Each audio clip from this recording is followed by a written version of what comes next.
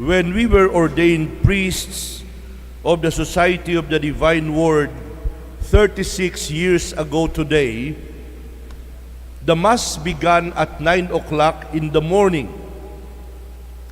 I remember in my reception area, because each of us was given a reception area to receive our families and our guests, the biblical passage that I chose that would decorate the room assigned to me was, "How beautiful are the feet of those who preach the gospel. But how can the people call to God if they have not believed? How can the people believe if they have not heard the message? How can they hear the message if the message has not been proclaimed? And how can the message be proclaimed if the messengers are not sent?" My dear brothers and sisters, 36 years ago, we used this stole for the first time. This is the same stole that we used when we were ordained priests. I come from a congregation that is missionary in character. And come to think of it, the church is a missionary church. All the apostles, except one, became missionaries. The church ceases to be a church if it is not a missionary church. Mission is the grace and vocation of the church, and the church exists in order to serve the mission.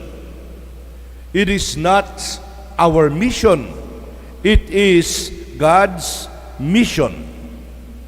On a more personal note, as I have said, I am a member of the largest and the fastest growing male religious missionary congregation in the world, the Society of the Divine Word.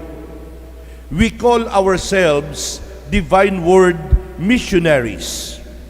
I live in a religious community called Divine Word Mission Seminary, where former, present, and future missionaries also live. The retirement home of the SVD, called Villa Cristo Rey, is located in this compound. The residents are former Divine Word missionaries, now sick and old, who, when they were younger and stronger, worked as missionaries either in the Philippines or in other countries. Residing also in Christ the King or the Divine Word missionary are assigned here to our young and active SVDs who are engaged in different ministries of our congregation. And because this is a seminary, future SVD missionaries, our seminarians, they start their formation program at Christ the King. In other words, this house, this compound, these buildings, they house the past, the present, and the future missionaries. I come from a place that was missionary for a long time. I come from Oriental Mindoro, where many dedicated and hard-working missionaries labored in the past and even in the present. When I was growing up, when I was a small boy, I met and I was inspired by German missionaries, American, Hungarian, Dutchman, Filipino SVD missionaries. I met and knew many of them up close and personal. I was baptized by an SVD priest, an Argentinian, at the then SVD-run Espiritu Santo Parish in Tayuman, in Manila. I received my first communion from an SVD priest, Father Seferino Leonen, when I was in grade 1. I saw with my own eyes their missionary zeal, their missionary faith, and commitment, as well as their love for the missions. And I have been inspired by these SVD missionaries. I didn't know that someday I myself would become a Divine Word missionary, although assigned only in the Philippines. I wanted to go to the foreign missions, but I was not given the privilege to go to the foreign missions. My official appointment since ordination was to stay in the Philippines.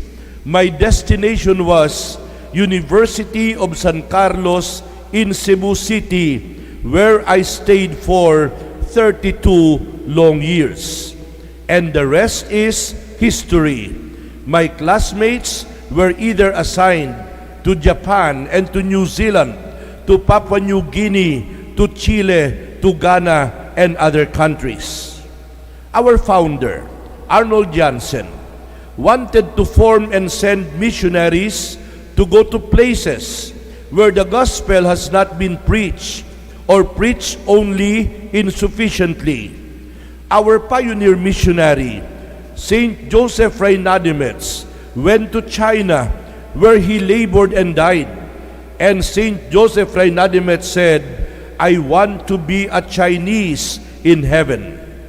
The first two SVD missionaries who came to the Philippines and worked in Abra, starting in 1909, were German SVDs, Father Johann Scheiermann and Father Ludwig Beckert. My dear friends, there are Filipino SVDs in practically all corners of the world. The SVD is present in more than 80 countries all over the world. One of the characteristic traits of the SVD is that it is an international religious missionary congregation. It is also multicultural. We come from different nations, different cultures, different tongues, and different colors. The value of our internationality is a heritage that we received from our founder, and it is a blessing from the Lord. With our internationality, we have something important to contribute to the mission, namely the witness we give to the universality and openness to the diversity of the kingdom of God, which is the real source of hope for a world that is torn by cultural, by ethnic, and racial conflicts and violence.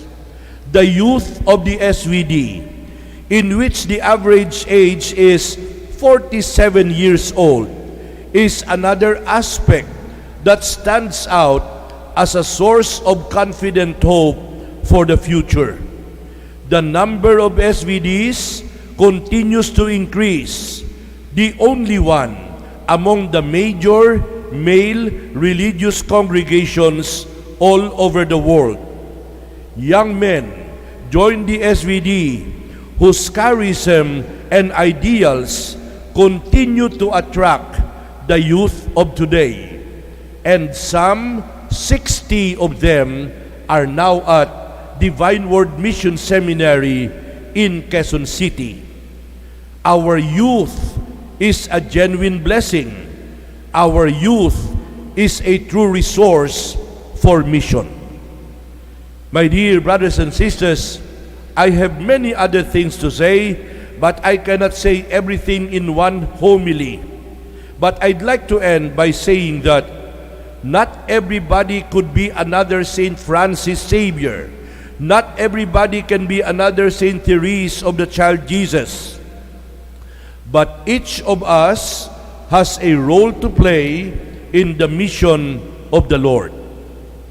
Equally important is our task to contribute and to donate to the missionary fund.